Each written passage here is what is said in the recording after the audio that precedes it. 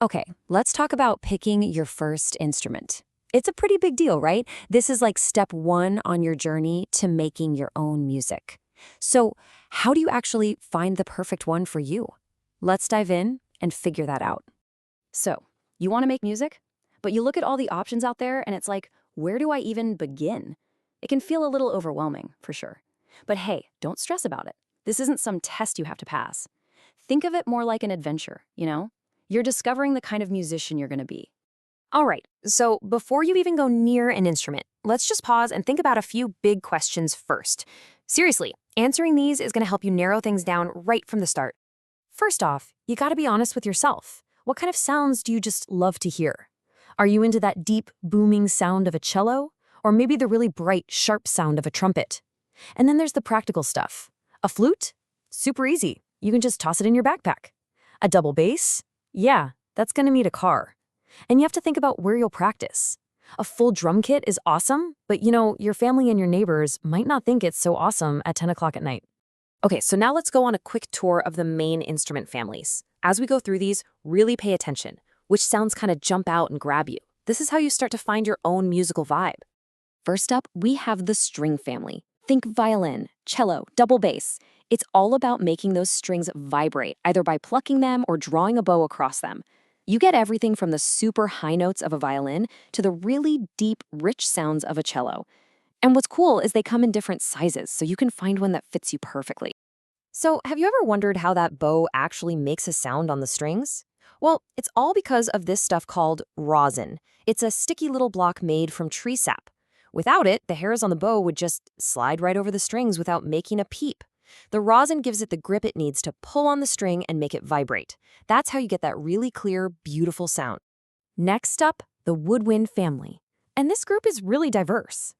You might look at a shiny saxophone and think it's a brass instrument, but nope, it's actually a woodwind. Why? It's all about how it makes the sound. It all comes down to your breath, making a tiny piece of wood vibrate. And that little piece of wood has a name. It's called a reed. For instruments like clarinets and saxophones, this thing is the heart of the sound. When you blow air past it, it vibrates incredibly fast, like thousands of times a second. The instrument then takes that tiny vibration and makes it huge. Reeds are pretty fragile, yeah, but they are absolutely essential. Now, with the brass family, we're talking trumpet, trombone, tuba. You are a huge part of making the sound. There's no reed, no string. Instead, you actually buzz your lips together into this cup-shaped mouthpiece. It's a weird feeling at first, but that buzz you create is what travels through all the metal tubing and comes out the other end as that big, powerful, brilliant brass sound.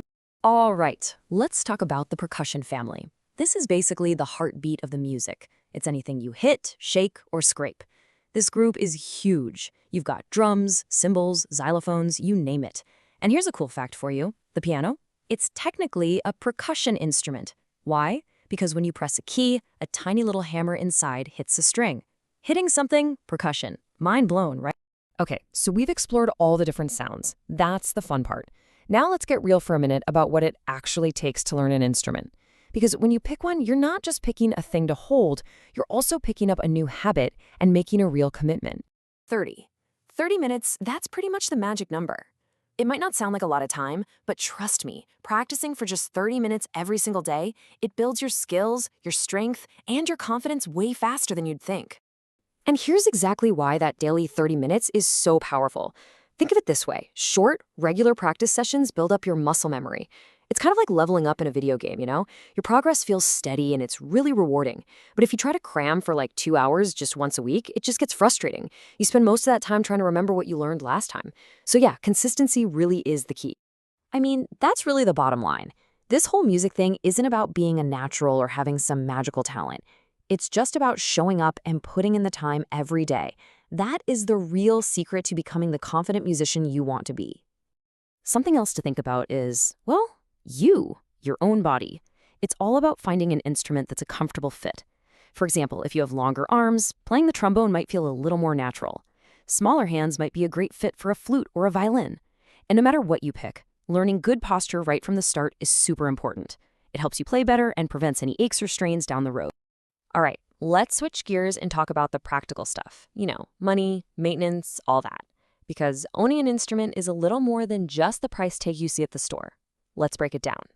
Okay, here's a pro tip. You absolutely do not have to go out and buy a super expensive instrument right away. The smartest thing you can do is rent one first. Most music stores have rental programs. It's a great, low-risk way to try something out for a few months.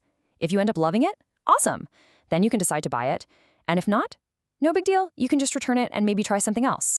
So, when you're thinking about costs, there are kind of three categories. First, there's the one-time cost of the instrument itself. But remember, you can rent. Second, you've got ongoing costs for supplies. Things like new reeds for a clarinet, new strings for a guitar, or valve oil for a trumpet. And third, there are occasional costs. Just like a bike needs a tune-up, your instrument might need a professional cleaning or a small repair every once in a while. Okay, deep breath. We've talked about sounds, we've talked about the commitment it takes, and we've covered the practical stuff. So now, let's put all of that together. It's time to make your choice. Here is your final checklist, your game plan. Step 1, listen to tons of different kinds of music and different instruments. Step 2, if you can, go to a music store or maybe your school's music room and just hold a few, see how they feel. Step 3, talk it over with your parents and a music teacher. But honestly, the most important thing on this list, pick the one that you think is cool, the one that actually gets you excited to pick it up and play. And don't forget, one of the best parts about all this is that music is often a team sport. All those skills you build up in your practice room, they really come alive when you get to play with other people, like in a school band or an orchestra. Seriously, creating awesome music with your friends is one of the best feelings ever. Look, at the end of the day, you really can't make a wrong choice here. The most important thing you can do is just start. Every single musician you've ever admired started right where you are now, at the very beginning. So the only question left is, what sound are you going to add to the world?